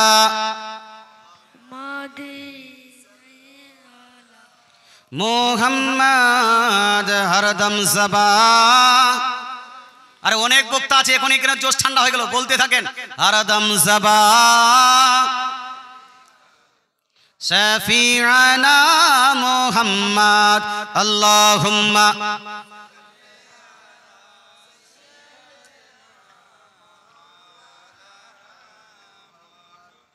وعلى آل سيدنا সাল্লাল্লাহু তাআলা আলাইহি ওয়া আলিহি ওয়াসাল্লাম। এবার যেটা যে জিনিসটা নিয়ে আমি স্টার্ট করেছিলাম ওই জায়গায় চলে আসেন। মুসলমান, আমি বললাম, কেউ যদি পীরের পূজা করে, কেউ যদি কবর পূজা করে, কেউ যদি আপনার মাজার পূজা করে, এটা জায়েজ হবে না। কারণ আমরা একমাত্র ইবাদত করি কার? পূজা পাঠ করি কার? আল্লাহ তাআলার ইবাদত আল্লাহ তাআলা চলবে। পীর পূজা, মাজার পূজা, এটা কি জায়েজ না শিরক? এই বলবো না শিরিক হয় কিনা বাপ, এটা শিরিক, আমরা ফতোয়া দিচ্ছি এটা হলো শিরিক। কিন্তু বাপ আমরা তো এই কাজের সঙ্গে জড়িত এই কাজের সঙ্গে নয়। কোন কাজের সাথে তাহলে জড়িত? আমরা মাজার জিয়ারতের সঙ্গে জড়িত। জোরে বলে না বাপ, কার সঙ্গে? মাজার জিয়ারতের সঙ্গে জড়িত, কবর জিয়ারতের সঙ্গে জড়িত, পীর সর্দার সঙ্গে জড়িত। এবার প্রশ্ন হলো মাজার জিয়ারত কবর জিয়ারত চলবে কি চলবে না? একটু জোরে বলেন না, এই চলবে কি চলবে না? মাজার পূজা কবর পূজা চলবে না, কবর জিয়ারত মাজার জিয়ারত চলবে চলবে। মুসলমান কবর জিয়ারত মাজার জিয়ারত চলবে, এটার পক্ষে কয়েকটা হাদিস নিয়ে নেন, তাহলে এই ঘোড়ার ডিমের মাথায় কিছু না কিছু আসবে। হাদিস নিয়ে যান, হাদিসগুলো শুনুন। হাদিসটি হলো সহিহ মুসলিম শরীফ, সহিহ মুসলিম শরীফ জিল নাম্বার 1 পেজ নাম্বার 313 এর মধ্যে সেম হাদিস কাহিনী লিপিবদ্ধ আছে। সুনানে নাসাই জিল নাম্বার 1 পেজ নাম্বার 221 এর মধ্যে সেম হাদিস কাহিনী লিপিবদ্ধ আছে। সুনান ইবনে মাজাহ জিল নাম্বার 1 পেজ নাম্বার 112 এর মধ্যে সেম হাদিস কাহিনী লিপিবদ্ধ আছে। মিশকাত শরীফ জিল নাম্বার 1 পেজ নাম্বার 154 এর মধ্যে সেম হাদিস কাহিনী লিপিবদ্ধ আছে। সেম হাদিস কাহিনী লিপিবদ্ধ আছে সুনান তিরমিজি জিল নাম্বার 1 চ্যাপ্টার নেম বাবু মাজা ফি রুখসাতি ফি জিয়ারাতিল কুবরের মধ্যে আল্লাহর রাসূল সাল্লাল্লাহু তাআলা আলাইহি ওয়াসাল্লাম ইরশাদ করেন, জুরুল কুবুরা ফা ইন্নাহা তুযাক্কিরুকুমুল আখিরা। দয়ার নবী মানবী ইরশাদ করেন, ওহে আমার উম্মত উম্মতিরা, তোমরা, নবীজি বলছেন উম্মত উম্মতিদেরকে, হে উম্মত উম্মতিরা তোমরা কবর এবং মাজার জিয়ারত করো। জোরে বলেন সুবহানাল্লাহ, এটা জোরে সুবহানাল্লাহ বলতে হবে। আল্লাহ তাআলা রাসূল সাল্লাল্লাহু আলাইহি ওয়াসাল্লাম বলছেন তোমরা কবর জিয়ারত করো, মাজার জিয়ারত করো। নবীজি সাল্লাল্লাহু আলাইহি ওয়াসাল্লাম কবর জিয়ারত করতে বলেছেন কি বলেননি? রানা বলেন না বাপ, বলেছেন কি বলেননি? নবীজি মাজার জিয়ারত করতে বলেছেন কি বলেননি? মুসলমান যেটা নবীজি করতে বলেছেন সেটা আমরা করি কি করি না? করি মুসলমান। আচ্ছা, কবর জিয়ারতের মাজার জিয়ারতের পারমিশন বর্তমান মাস্টার দিতে চায় না, ডাক্তার দিতে চায় না, শিক্ষিত মানুষ দিতে চায় না। কিছু ভণ্ড বক্তা আছে, কোনো কিছু গাঁজাখোর বক্তা আছে, যারা শরাব না পান করে মদখোর, এই রকম কিছু বক্তা আছে, মোটকা মৌলভী, এরা বলে কবর জিয়ারত মাজার জিয়ারত করার কোনো পারমিশন নাই, কোনো অনুমতি নাই। কিন্তু রাসূলুল্লাহর প্যারা স্ত্রী হযরতে আয়েশা সিদ্দিকা রাদিয়াল্লাহু তাআলা আনহা তিনি বলছেন হাদিসটি লিপিবদ্ধ আছে সুনান ইবনে মাজাহ জিল নাম্বার 1 পেজ নাম্বার 112 এর মধ্যে আয়েশা সিদ্দিকা রাদিয়াল্লাহু তাআলা আনহা বলছেন, রাখাসা রাসূলুল্লাহ সাল্লাল্লাহু তাআলা আলাইহি ওয়াসাল্লাম যুওয়ারাতিল কুবুর। রাখাসা রাসূলুল্লাহ সাল্লাল্লাহু তাআলা আলাইহি ওয়াসাল্লাম ফি জিয়ারাতিল কুবুর। আয়েশা সিদ্দিকা রাদিয়াল্লাহু তাআলা আনহা বলছেন নবীজি সাল্লাল্লাহু আলাইহি ওয়াসাল্লাম কবর জিয়ারত মাজার জিয়ারতের অনুমতি প্রদান করেছেন। জোরে বলেন সুবহানাল্লাহ। নবীজি, আমার নবী আপনার নবী কবর জিয়ারতের মাজার জিয়ারতের অনুমতি দিয়েছেন। নবীজি যদি অনুমতি দেন, পারমিশন দেন, আর আপনি আর আমি যদি নিষেধ করি, তাহলে কোনটা মানবো? নবীরটা না আপনার আমারটা? কোনটা? নবীজি যেই জিনিসের পারমিশন দিয়েছেন, জিয়ারতের পারমিশন নবী দিয়েছেন। এবার কোন ডাক্তার মাস্টার নায়ক খলনায়ক যদি নিষেধ করে, আর ওই ডাক্তার মাস্টার নায়ক খলনায়ক মৌলভী মুন্সিকে আপনি যদি সাপোর্ট করেন, তাহলে বলুন তো ভাই, আপনি ওই ডাক্তারের অন্ধভক্ত হবেন না? হবেন না? হবেন না? রাসূলুল্লাহকে বাদ দিয়ে কোন ডক্টরকে মান্য করা যাবে না, রাসূলুল্লাহকে বাদ দিয়ে কোন মৌলভীকে মান্য করা যাবে না। রাসূলের বিপক্ষে যদি কোন পীর পর্যন্ত যায়, পীর যদি যায় রাসূলের বিপক্ষে, তাহলে সেই পীরকে মান্য করা যাবে না। রাসূলের বিপক্ষে কোন যদি মুফতি যায়, কোন মুহাদ্দিস যায়, ওই মুফতি মুহাদ্দিসকে আমরা মানি না। রাসূলের বিপক্ষে কোন যদি শেখ যায়, কোন বক্তা যায়, ওই শেখ এবং বক্তাকে আমরা মানি না। মুসলমান কিন্তু রাসূলের বিপক্ষে অনেকগুলো বক্তা বলছে কবর জিয়ারত মাজার জিয়ারত নিষিদ্ধ করছে। আপনাদের মধ্যে এমএ পাস, বিএ পাস আর মাস্টার পাস এরা করে কি, যেটা ওরাই ঠিক বলছে আমাদের সুন্নিরা একটু বাড়াবাড়ি করে, সুন্নিদের জ্ঞান একটু কম, সুন্নিদের মৌলবীরা কিছু বুঝে না, জানে না, এরা শিক্ষিত নয়। মুসলমান আপনি যদি কম্প্যারিজন করেন পৃথিবীর সমস্ত মৌলবীদেরকে এক জায়গায়, রাসূল বলেছেন 73টি ফিরকা হবে, সাতাফতারিকু উম্মতি আলা সালাসি ওয়া সাবিনা ফিরকা, মাই উম্মাহ will be divided into 73 groups। আমার নবী ইরশাদ করেন আমার উম্মতি 73টি ফিরকায় বিভক্ত হবে। 73টির মধ্যে everyone will enter in the hellfire of Almighty Allah। আল্লাহ রাসূল বলছেন প্রত্যেকটা যাবে জাহান্নামে, একটা যাবে কোথায়? একটা জান্নাতে। ওই প্রত্যেকটা যাবে জান্নাতে, জাহান্নামে একটা যাবে জান্নাতে। টোটাল মিলিয়ে 73টি ফিরকার মধ্যে একটা হয় আহলে সুন্নাতুল জামাত। আহলে সুন্নাতুল জামাতটা কতটা মজবুত, এই 72 ফিরকার মৌলবী মাস্টার ডাক্তার নায়ক খল্লাইকে একদিকে যদি করেন 72 ফিরকার মৌলবী মাস্টারদেরকে একদিকে, আর বলেন যে দলিল দাও, আর সুন্নিদের একাই যদি একদিকে করেন, যতগুলো 72 মিলে দলিল দিতে পারবে না, তার থেকে বেশি একাই সুন্নিরা দলিল দিতে পারবে। জোরে বলেন সুবহানাল্লাহ, সুবহানাল্লাহ, জোরে সুবহানাল্লাহ। সুবহানাল্লাহ। পীর মানা যাবে না, এর পক্ষে একটাও দলিল নাই। যাবে নার পক্ষে একটাও দলিল আছে? ও ঘোড়ার ডিমের মিসাল দিয়েছে, চোখ উঠার মিসাল দিয়েছে, তো চোখ উঠার মিসাল আর ঘোড়ার ডিমটা কি দলিল? এই বলুন না বাপ। যারা ইহুদির দালালি করে তাদের কাছে দলিল হতে পারে, কিন্তু একজন মুসলমানের কাছে ঘোড়ার ডিম কোনোদিনে দলিল হতে পারে পারে না। কিন্তু ওটাতে সুবহানাল্লাহ নারে তাকবীর, 30,000 টাকা নিয়ে যাবে। কি ভুল বললাম নাকি? না, যেহেতু রিসেন্টলি হয়েছে ঘোড়ার ডিম, তো বলতে তো হবে না?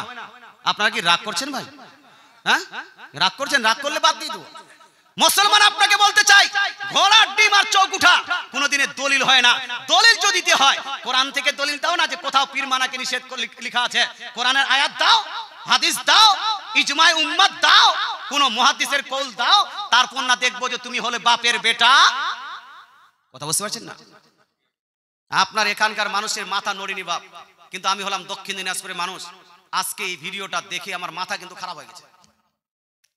কালিয়া চোখের বুকে এসে এইরকম কথা বললো কি করে? আল্লাহ তাআলা আমাদেরকে বুঝার তৌফিক দান করুক, আমল করার তৌফিক দান করুক, বলেন আমিন। খবরদার, হুঁশিয়ার। আমি যেটা বলছিলাম, সুন্নিদের কাছে দলিলই আছে, সুন্নিদের কাছে দালালি আমরা দালালি করি না, বরং আমি রাসূলুল্লাহর হাদিস দিই, আল্লাহ তাআলার কোরআনের আয়াত দিই এবং রাসূলুল্লাহর হাদিস দিয়ে আলোচনা করি, দলিল দিয়ে আলোচনা করি। তারপরে মানলে ভালো, না মানলে আপনার হিসাব আপনি দিবেন, আর আমার হিসাব আপনি দিবেন নাকি? আমার হিসাব আমি দিব। মরার পরে আপনার হিসাব আমি দিতে যাব না, আমার হিসাব আপনি দিতে যাবে না। তাই মরার আগে শুধরে যান, মরার পরে শুধরে গিয়ে কোনো লাভ হবে না। এই জন্য তো আলা হযরত আসিমুল বরকত মুজাদ্দিদুদ দ্বীন ও মিল্লাত আলাইহি রাহমাতুল ইসমান ইরশাদ করেন, আজ লে উনকি বানা, আজ মদদ মাंग उनसे, फिर ना मानेंगे কিয়ামত में अगर मान गया। যদি মানতে হয় তাহলে আজকেই মানতে হবে, মরার পরে মেনে কোনো লাভ হবে না। আল্লাহ তাআলা বুঝার তৌফিক দান করুক, আমল করার তৌফিক দান করুক। তো কবর জিয়ারতের প্রমাণ আছে কি নাই? আছে। এখন আপনি বলবেন, হুজুর এই যে আপনারা অনেকগুলো লোককে নিয়ে আমরা যে উরুস করছি, বক্তৃতা করছি, তারপরে মাজার জিয়ারত করলাম, এইটা কি জায়েজ হাদিসে আছে? তো হাদিস পড়ো ভাই, হাদিস পড়ো। হাদিসটি লিপিবদ্ধ আছে কোথায়? বিশ্বের মধ্যে সর্বশ্রেষ্ঠ হাদিসের কিতাব। হাদিসের কিতাবের নাম কি বললাম আমি? এই বলুন না বাবা। সবথেকে বড় গ্রহণযোগ্য হাদিসের কিতাব কোনটা? বুখারী শরীফ। এই বুখারী শরীফের মধ্যে জিল নাম্বার 2 এর মধ্যে ইন্টারন্যাশনাল রেফারেন্স অনুযায়ী হাদিস নাম্বার হলো 4042। কত নাম্বার হাদিস বললাম? 4042, অর্থাৎ 4042 নাম্বার হাদিস। আর এই হাদিসটা বুখারী শরীফে আরো কয়েক জায়গায় লিপিবদ্ধ আছে। যদি বুখারী শরীফের মধ্যে কয়েক জায়গায় হাদিসটা থাকে, তো হাদিসটা জাল হবে না সহিহ হবে? এই সহিহ হাদিস আছে কিনা? সহিহ হাদিসের মধ্যে উকবা বিন আমির রাদিয়াল্লাহু তাআলা আনহু বলছেন, নবীজির প্রসঙ্গে রাসূলুল্লাহ সাল্লাল্লাহু তাআলা আলাইহি ওয়াসাল্লাম আলা কাতলা উহুদ বাদা 8 সিনিন কাল মুআদ্দি লিল আহয়াই ওয়াল আমওয়াত। অর্থাৎ দয়ার নবী, মায়ার নবী, উহুদের ময়দানে একটি যুদ্ধ সংগঠিত হয়েছিল। সেই যুদ্ধটির নাম হলো উহুদ যুদ্ধ। কোন যুদ্ধ? উহুদ যুদ্ধ, এই উহুদ যুদ্ধে 70 জন সাহাবায়ে কেরাম শাহাদাত বরণ করেছিলেন। কতজন? 70 জন সাহাবায়ে কেরাম শাহাদাত বরণ করেছেন। আর ওই 70 জন সাহাবায়ে কেরামের আপনার মাজার এখনো ওই উহুদ প্রান্তরে আছে। আমার নবী, আপনার নবী, দয়ার নবী, মায়ের নবী সাহাবাদেরকে নিয়ে মদিনা থেকে সফর করে উহুদ পাহাড়ের পাশে এসে ওই উহুদ পাহাড়ের কাছে দাঁড়িয়ে ওই আপনার উহুদ পাহাড়ের পাশে যে সাহাবায়ে কেরামের মাজার আছে সেই মাজারগুলোতে সাহাবায়ে কেরামকে নিয়ে জিয়ারত করলেন। জোরে বলেন সুবহানাল্লাহ। কি করলেন ভাই? জিয়ারত করলেন, তাদের জন্য দুআয়ে খায়র করলেন। জোরে বলেন সুবহানাল্লাহ। নবীজি জিয়ারত করলেন, দুআয়ে খায়র করলেন। দুআয়ে খায়র করার পরে সুম্মা তালা আলাল মিম্বারে, অতঃপর নবীজি সাল্লাল্লাহু আলাইহি ওয়াসাল্লাম স্টেজে আরোহণ করলেন। জোরে বলেন না সুবহানাল্লাহ। মিম্বার বলা হয় আরবিকে, এটাকে মিম্বার বলা হয় কি হয় না? কি হাজার হবে না? মিম্বারে রাসূল বলি কি বলি না? নবীজির স্টেজ, আর এটাকে ইংলিশে বলা হয় স্টেজ, বাংলাতে বলা হয় মঞ্চ, আরবিকে বলা হয় মিম্বার। বক্তৃতা করার যেই জায়গাটা তাকে বলা হয় মিম্বার। এই জন্য তো মসজিদে যেখানে দাঁড়িয়ে মৌলভী সাহেব খুতবা দেয়, খুতবা মানে হলো বক্তৃতা, খুতবা হলো আরবিক ওয়ার্ড, এর বাংলাটা হলো বক্তৃতা। যেখানে দাঁড়িয়ে মৌলভী সাহেব খুতবা দেয় সেই জায়গাকে আমরা মিম্বার বলি কি বলি না? বলি। বক্তৃতা প্রদান করার জন্য যেই জায়গাকে নির্দিষ্ট করা হয় তাকে বলা হয় মিম্বার। এই হাদিসের মধ্যে আছে নবী ওই সাহাবায়ে কেরামের মাজার জিয়ারত করার পরে তাদের জন্য দুআয়ে খায়র করার পরে সুম্মা তালা আলাল মিম্বারে, নবীজি সাল্লাল্লাহু আলাইহি ওয়াসাল্লাম মিম্বার শরীফে স্টেজে আরোহণ করলেন। মঞ্চে আরোহণ করার পরে বক্তৃতা দিতে শুরু করলেন। বক্তৃতা দিতে শুরু করে নবীজি প্রথম বাক্য ব্যবহার করছেন ইন্নী বাইনা আইদিকুম ফারতুম, ও আমার সাহাবায়ে কেরাম শুনো, আমি তোমাদের পূর্বে ইন্তেকাল করব। জোরে বলেন সুবহানাল্লাহ। ওয়া আনা আলাইকুম শাহীদুন, ইন্তেকাল তো করব কিন্তু কাল কিয়ামতের মাঠে উত্তপ্ত ময়দানে কঠিন আযাবের দিনে আমি তোমাদের জন্য সবারই জন্য সাক্ষী হব। কি হব? সাক্ষী হব। এইরকম করে নবীজি দলিল বক্তৃতা করতে লাগলেন। এই হাদিসটাকে একটু অ্যানালাইসিস করেন বাপ। হাদিসটা তো কি, হাদিস একটু বুঝতে হয়। হাদিস কি করতে হবে? হাদিসকে বুঝতে হয়। এই যে সরাসরি কোনো জিনিসে আপনি পাবেন না, একটু বুঝেন।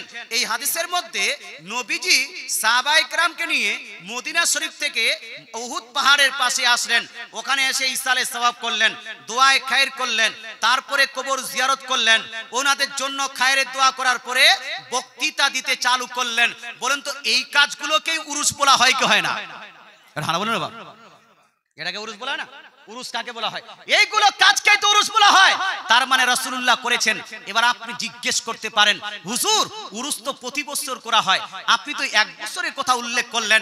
আমি বললাম ভাই, নবীজি সাল্লাল্লাহু আলাইহি ওয়াসাল্লামের এক বছরের কথা এই হাদিসে উল্লেখ আছে, কিন্তু নবীজি শুধু এক বছর এই কাজটা করেননি, বরং প্রত্যেক বছরেই নবীজি এই কাজটি করতেন। জোরে বলেন সুবহানাল্লাহ। জোরে বলেন না সুবহানাল্লাহ। বুখারী শরীফের ওস্তাদ, তার ওস্তাদ ইমাম আব্দুর রাজ্জাক, বুখারী শরীফ থেকে দেখালাম এটা ইমাম বুখারী শরীফের ওস্তাদের ওস্তাদ ইমাম আব্দুর রাজ্জাক, দাদা ওস্তাদ, তিনার কিতাবের মধ্যে মুসান্নাফ আব্দুর রাজ্জাকের মধ্যে লিপিবদ্ধ করেছেন, কানা রাসূলুল্লাহ সাল্লাল্লাহু তাআলা আলাইহি ওয়াসাল্লাম ইয়াতি কুবুরা শুহাদায়ে বিউহুদ আলা রাসি কুল্লি হাউল, অর্থাৎ দয়ার নবী, মায়ার নবী সাহাবায়ে কেরামকে নিয়ে প্রত্যেক বছর ওই যে উহুদ পাহাড়ে যে সাহাবায়ে কেরামের মাজার আছে সেই মাজারে নবীজি সাল্লাল্লাহু আলাইহি ওয়াসাল্লাম প্রত্যেক বছরেই যেতেন। জোরে বলেন সুবহানাল্লাহ। কি করতেন? প্রত্যেক বছর যেতেন। এক বছর শুধু নয়, প্রত্যেক বছর যেতেন। ওয়া আবি বকরিন ওয়া উমর, নবীজির ইন্তেকালের পরে আবু বকর সিদ্দিকও আপনার সাহাবী সঙ্গী সাথীদেরকে নিয়ে ওই উহুদ পাহাড়ে প্রত্যেক বছরে যেতেন। আবু বকর সিদ্দিকের ইন্তেকালের পরে উমরে ফারুক রাদিয়াল্লাহু তাআলা আনহু আপনার লোকজনদেরকে নিয়ে প্রত্যেক বছর ওই উহুদ পাহাড়ে যে সাহাবায়ে কেরামের মাজার আছে তাদের জিয়ারত, তাদের জন্য দোয়ায়ে খায়র, আর ওখানে গিয়ে বক্তৃতা করতেন। মুসলমান তাহলে বুঝা গেল নবীর সুন্নাত হলো উরুস করা, সাহাবীর সুন্নাত হলো উরুস করা, আবু বকর সুন্নাত হলো উরুস করা, তারপরে আপনার উসমানে গনি এই উমরে ফারুকের সুন্নাত হলো উরুস করা। তাই আহলে সুন্নাতুল জামাতের কাজ হলো কি বলছে রে? কি আহলে সুন্নাতুল জামাতের কাজ কি? উরুস করা। এটা বলতে কি সমস্যা হচ্ছে আপনার? তবে ভাই আপনাদের বলতে চাই, বলুন তো উরুস করতে গিয়ে কেউ যদি নাচানাচি করে চলবে? চলবে? চলবে না। উরুস করতে গিয়ে কেউ যদি গান করে চলবে? চলবে না। ফকিরি গান যদি করে চলবে? চলবে না। বাউল গান করলে চলবে? আমরা বাংলাদেশকে টোটালি আপনার কমপ্লিট ভাবে যে সাপোর্ট করি সেটা করি না।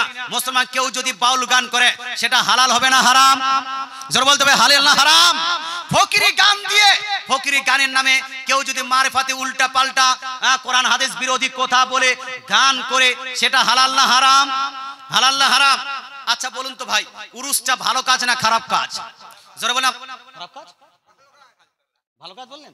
আচ্ছা ঠিক আছে, ঝক্কে পরে হয়ে যেতে পারে, তওবা করে নিতে পারে। উরুসটা ভালো না খারাপ? কিন্তু যদি উরুসের সঙ্গে খারাপটাও মিশ্রিত করে দেওয়া হয় তাহলে ভালো হবে না খারাপ হবে? এই বলুন না, খারাপ হবে না ভালো হবে? মুন্সিটোলার মানুষ ভালোভাবে উরুস করতে চান না খারাপ ভাবে, কোনটা? যারা যারা বলছেন আজ থেকে আমরা বলছি, প্রতিজ্ঞা করছি যে ভালোভাবে উরুস করব, তারা একটু হাত তুলে বলুন তো ইয়া রাসূলুল্লাহ। ভালোভাবে যদি উরুস করতে হয় তাহলে বলুন তো এই উরুসে বাজার চলবে না চলবে না? জোরে বলতে হবে। চলবে না চলবে না? উরুসে মুনিহারি দোকান চলবে না চলবে না? উরুসে মেয়েদের ভিড় চলবে না চলবে না? উরুসে ছেলে মেয়েদের মিংলিং আপনার গ্যাদারিং চলবে না চলবে না? তো চালাচ্ছে কে? আকাশের ফেরেশতারা চালাচ্ছে? জমিনের কি জিনরা চালাচ্ছে? আপনার পানির মাছরা চালাচ্ছে? না এই মুন্সিটোলার লোকগুলোই চালাচ্ছে? কারা চালাচ্ছে? এই জোরে বলুন না বাপ। বলতে চাই মুসলমান, উরুস করেন ভালো, no problem, this is permissible for you, আপনার জন্য সেটা পারমিসিবল। কিন্তু উরুসের নামে যেই বাজারটা লাগিয়েছেন এই বাজার আপনার চলবে চলবে না। দুনিয়ার মধ্যে সবথেকে উত্তম জায়গা কোনটা বলুন তো? এই উত্তম জায়গা কোনটা বলতে পারছেন না? হ্যাঁ, নামাজ পড়তে যান না নাকি আপনারা? পৃথিবীর মধ্যে সবথেকে উত্তম জায়গা, most valuable and loving to the Almighty Allah place, আল্লাহ তাআলার কাছে সবথেকে প্রিয়, সবথেকে ভ্যালুয়েবল, সবথেকে মর্যাদাশীল জায়গা কোনটা? তো সহিহ মুসলিমের হাদিস, আল্লাহ তাআলা রাসূল ইরশাদ করেন, আহাব্বুল বিলাদ ইলাল্লাহি মাসাজিদুহা ওয়া আফকাসুল বিলাদ ইলাল্লাহি আসওয়াকুহা। পৃথিবীর মধ্যে আল্লাহ তাআলার কাছে সবথেকে প্রিয় জায়গার নাম হলো পৃথিবীর মসজিদ সমূহ। জোরে বলেন সুবহানাল্লাহ। আর পৃথিবীর মধ্যে সবথেকে নিকৃষ্ট জায়গা কোনটা? জোরে বলতে হবে, সবথেকে নিকৃষ্ট জায়গা কোনটা? বাজার। আল্লাহর রাসূল বলেছেন পৃথিবীর সবথেকে নিকৃষ্ট জায়গা হলো বাজার। সবথেকে নিকৃষ্ট জায়গা বাজার মানে কি? বাজারটা খুব ভালো? এই বাজারটা খুব ভালো?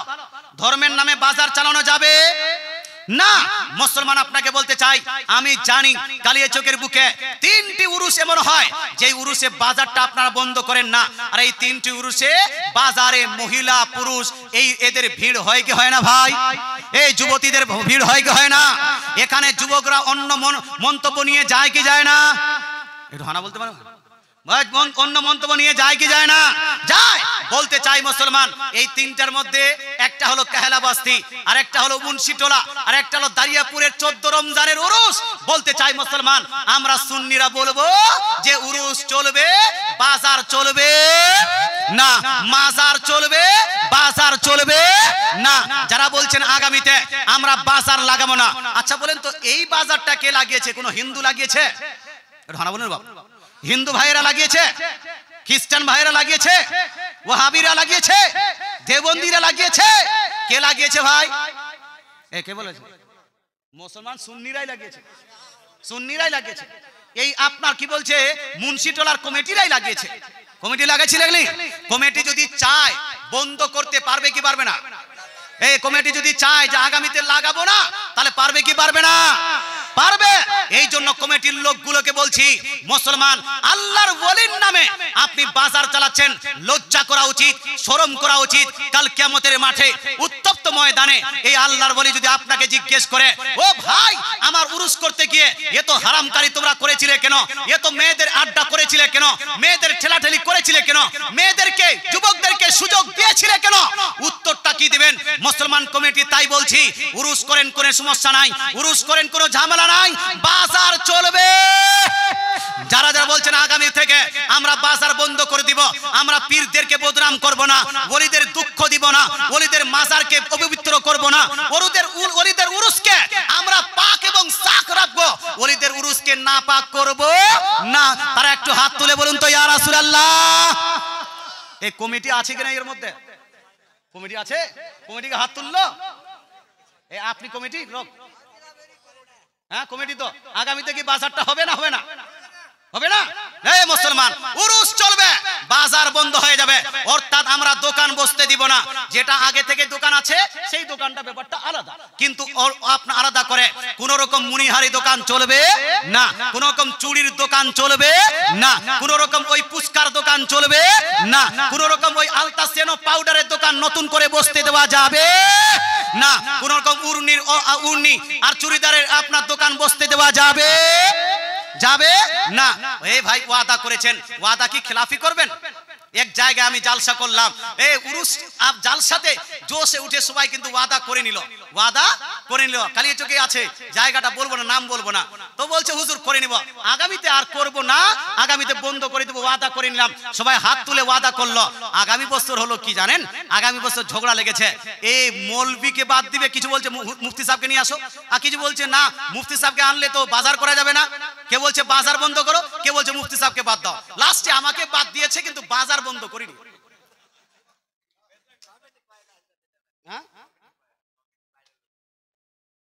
কমিটি যদি চায় বাজার বন্ধ করতে, কারো বাপের বেটার ক্ষমতা আছে চালু করার ক্ষমতা আছে? বলতে চাই মুসলমান, কিন্তু মুন্সি টলার উপর আমার ভরসা আছে, এখানকার লোকের উপর ভরসা আছে, কারণ ওয়াদা খেলাফি করা যাবে না। আল্লাহ তাআলা রাসূল ইরশাদ করেছেন, বুখারী শরীফে হাদিস, বুখারী শরীফের মধ্যে ইরশাদ করেন, আয়াতুল মুনাফিকি সালাসা, মুনাফিকের আলামত হলো তিনটি। মুনাফিকের আলামত কয়টা? আমরা মুনাফিক না মুসলমান? এই জোরে বলেন না বাপ, আমরা মুনাফিক না মুসলমান? আমরা হলাম মুসলমান, আমরা মুনাফিক নই। নবীজি বলছেন মুনাফিকের আলামত হলো তিনটি।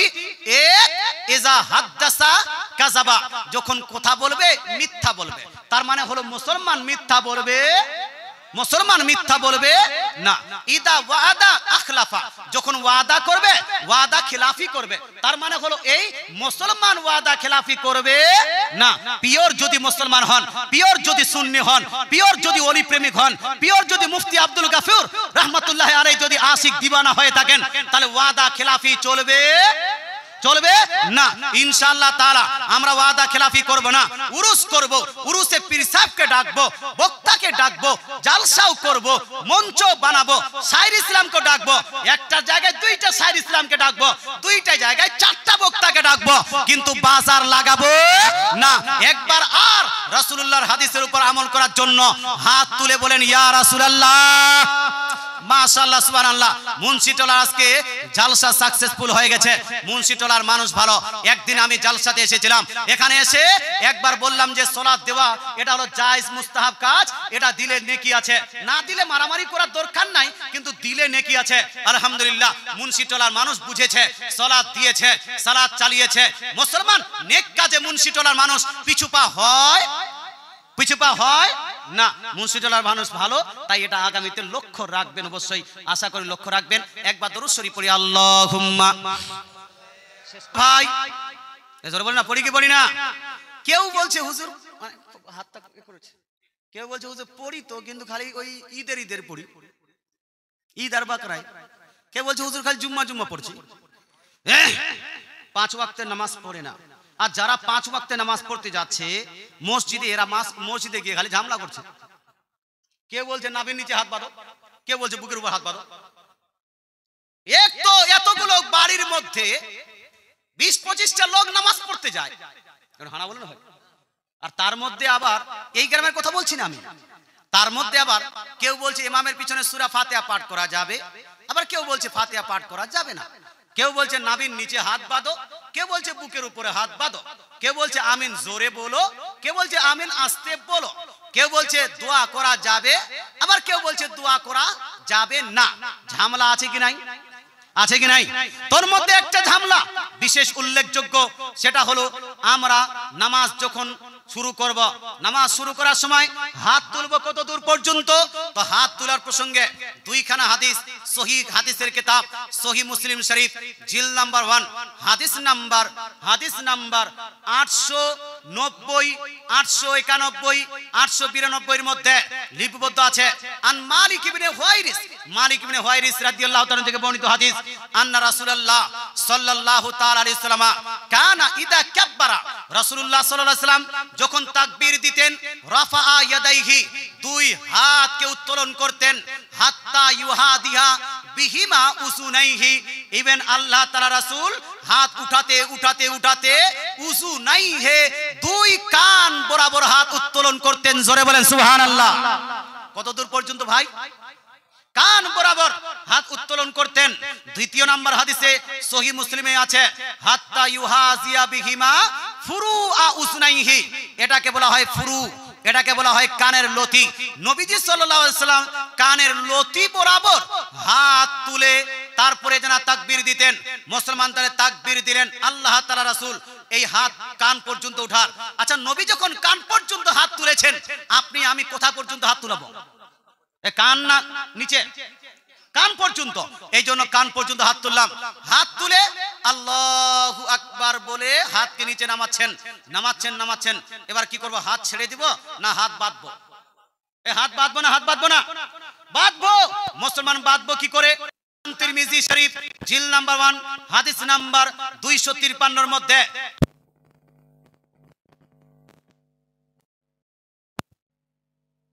হবে। আর কিছু উলামায়ে কেরাম বলেছেন নাভির উপরে বাঁধতে হবে। কোথায়? নাভির উপরে। নাভির উপরে মানে এইরকম নয়। নাভির উপরে মানে হলো নাভিটা আছে এখানে, এই নাভিকে টাচ করে নাভির উপরে, বুকের তাতার সাদরি অর্থাৎ বুকের নিচে নাভির উপরে এটা বাঁধতে হবে। এটাই উলামায়ে কেরাম ইমামগণ গ্রহণ করেছেন। নাভির নিচে নাভির উপরে, দুইটাই মত পেশ করার পরে ইমাম তিরমিজি বলছেন এই দুইটি মতের মধ্যে দুইটাই হলো প্রসিদ্ধ মত, দুইটাই হলো গ্রহণযোগ্য মত। কথা বুঝতে পারছেন? কিন্তু এই দুইটি মতের মধ্যে ইমামে আযম আবু হানিফা রাদিয়াল্লাহু তাআলা আনহু নাভির নিচে হাত বাঁধাকে প্রাধান্য দিয়েছেন, আর ইমাম শাফি রাদিয়াল্লাহু তাআলা আনহু নাভির উপরে হাত বাঁধাকে প্রাধান্য দিয়েছেন। আমি আপনাকে বলতে চাই, বড় বড় ইমামগণের মধ্যে বুকের উপর হাত বাঁধাকে কেউ প্রাধান্য দেয় নি। বুকের উপরে হাত বাঁধাকে না তো বুখারী প্রাধান্য দিয়েছেন, না ইমাম মুসলিম প্রাধান্য দিয়েছেন। মুসলিম শরীফে লিপিবদ্ধ আছে বুকের উপর হাত বাঁধা যাবে না, বুকের নিচে হাত বাঁধতে হবে। মুসলমান আপনাকে বলতে চাই, ইমাম আহমদ বিন হাম্বল বুকের উপর হাত বাঁধতে বলেননি, ইমাম আবু হানিফা বুকের উপর হাত বাঁধতে বলেননি, ইমাম শাফি বুকের উপর হাত বাঁধতে বলেননি, ইমাম মালিক বুকের উপর হাত বাঁধতে বলেননি, ইমাম আউজাই বুকের উপর হাত বাঁধতে বলেননি, ইমাম সুফিয়ান সাউরি বুকের উপর হাত বাঁধতে বলেননি, ইমাম বুখারী, মুসলিম, তিরমিজি, নাসাই, আবু দাউদ, ইবনে মাজাহ বুকের উপর হাত বাঁধতে বলেননি।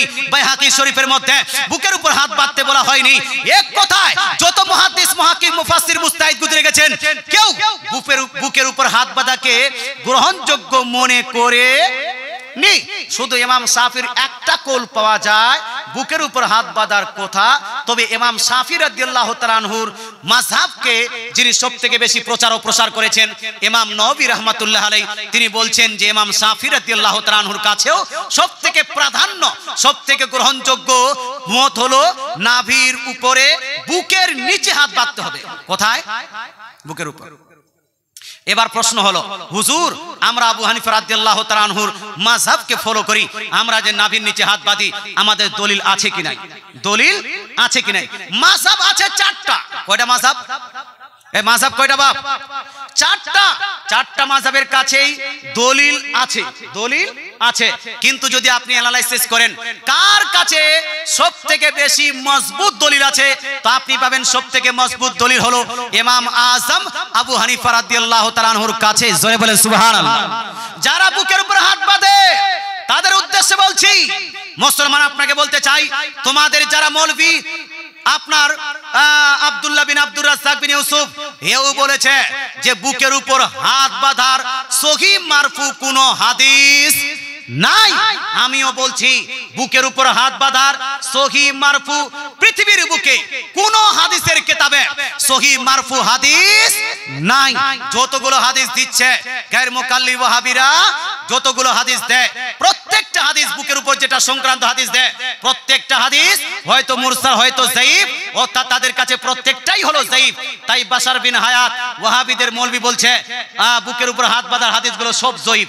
আব্দুল্লাহ বিন আব্দুর রাজ্জাক বিন ইউসুফও বলেছে বুকের উপর হাত বাঁধার সব হাদিস হলো যায়িফ। তারপরেও জবরদস্তি করে বুকের উপরে বাঁধবে বিড়ি ছোঁয়ার মতো।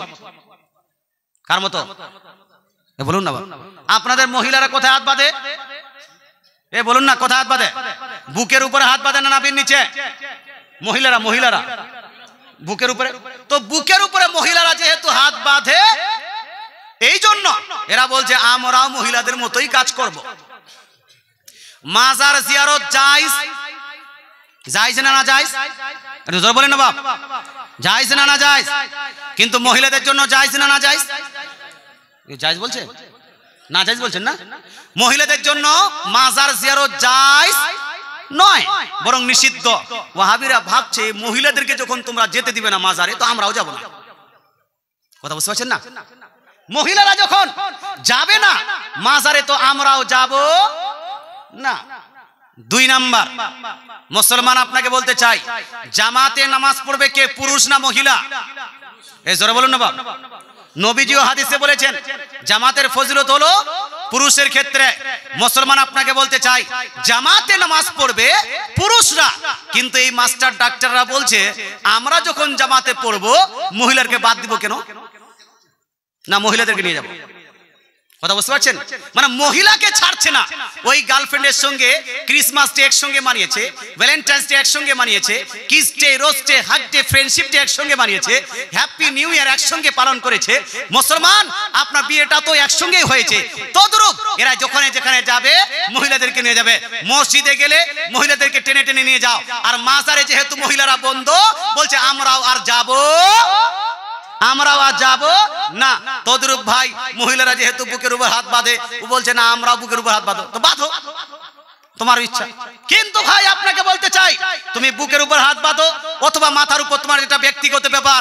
কিন্তু সুন্নি হানাফিরা যখন নাভির নিচে হাত বাঁধবে, এদেরকে যায়িফ বলা যাবে?